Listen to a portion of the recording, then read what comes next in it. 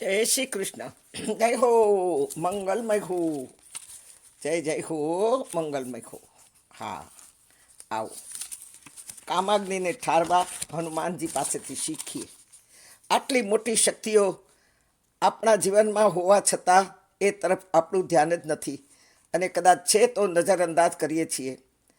ઉપયોગને બદલે પૂરી જિંદગી ઉપભોગ જ થતો રહ્યો છે.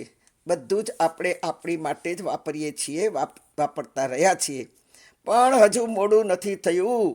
શરૂઆત ગમે તેમ થઈ, પણ અંત સુખદ આવવો જોઈએ.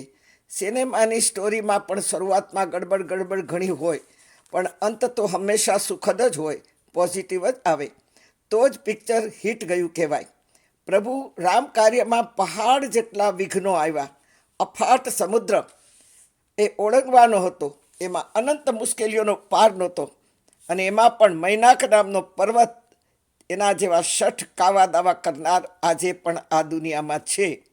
હનુમાનજીને પ્રભુ કાર્ય માટે રોકવા માટે હનુમાનજીને કહ્યું કે તમે અહીં વિશ્રામ કરો, ક્યારના ઉડી રહ્યા છો, થાકી જશો, હજી અફાટ દરિયો લાંઘવાનો છે.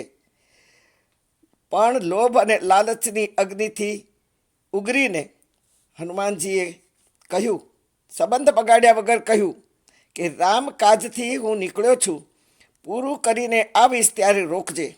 અત્યારે તો મારી પાસે એક સેકન્ડનો પણ શ્વાસ લેવાનો પણ સમય નથી, પણ પાછો આવીશ ત્યારે તને મળીશ. આ અહંકાર નથી, આ અસ્મિતા છે. પ્રભુ રામનું સન્માન છે, માન છે. કામાગ્નિ હંમેશા લોભ અને લાલચ લઈને જ આવે. આ કામનો પરિવાર છે.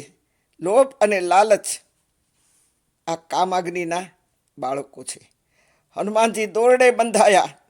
જો ધારત તો હનુમાનજી એ બંધનમાં ના બંધાયા હોત. પ્રચંડ શક્તિ ભરી હતી. ભલા કોઈની તાકાત નથી કે હનુમાનજીનું રોકી શકે, પણ બ્રહ્માજીનું માન રાખ્યું છે. બીજાને માન આપનાર હંમેશા શ્રેષ્ઠ છે, શ્રેષ્ઠ છે. મને એક યુવાને કહ્યું કે ભલે મને દીકરી થઈ, પણ હું એને બેસ્ટ બનાવીશ. મેં એને એટલું જ કહ્યું, ભાઈ, બેસ્ટ બનવાની પાછળ અહંકાર હશે, પણ એને તું શ્રેષ્ઠ બનાવીશ તો એમાં તારી અસ્મિતા હશે. તેથી કદી કહેવું નહીં કે હું આને બનાવીશ. કોને ખબર કેમ આપણી દીકરીને સંભાળીને સાચવી રાખવી, લવ જેહાદમાંથી ઉગારવી, એટલો જ વિચાર કરો. હું એને બેસ્ટ કે શ્રેષ્ઠ બનાવી છે, ભગવાન પર છોડી દો. હા, બ્રહ્માજીનું માન રાખ્યું છે. બીજાને માન આપનારને જ પ્રભુ સ્વીકારીને અસ્મિતા અપાવે.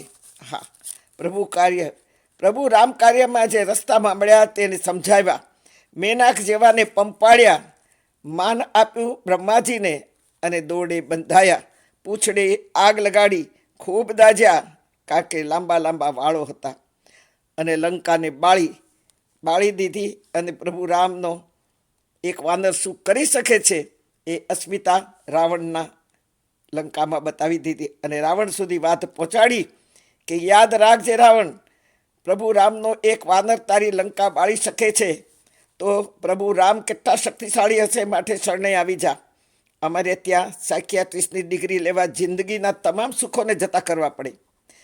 આ ક્લિપ લખું છું ત્યારે હું અમેરિકામાં ડૉક્ટર પ્રફુલભાઈ, ડૉક્ટર માલતીબેનને ત્યાં છું. બંને પતિ પત્ની સાયકિયાટ્રિસ્ટ છે, ડૉક્ટર છે. મેં સાંભળ્યું કે એ અનેક લોકોને રડતા બંધ કરે છે, અને બંધ કર્યા છે. નિરાશ, હતાશ, ઉદાસ આવા લોકોના જીવનમાં જીવન જીવતા શીખવ્યું છે. ગીતાનો 7મો અધ્યાય જ્ઞાન વિજ્ઞાન યોગ છે. ધર્મ જ્ઞાનથી જીવાડે છે, અને વિજ્ઞાન દવાઓથી લોભ લાલચ અહંકારને, કામાગ્નિનો આ પરિવારને પંપાળી કરીને આશ્વાસન આપીને જીવવાની રાહ બતાવે છે આવા ડૉક્ટરો.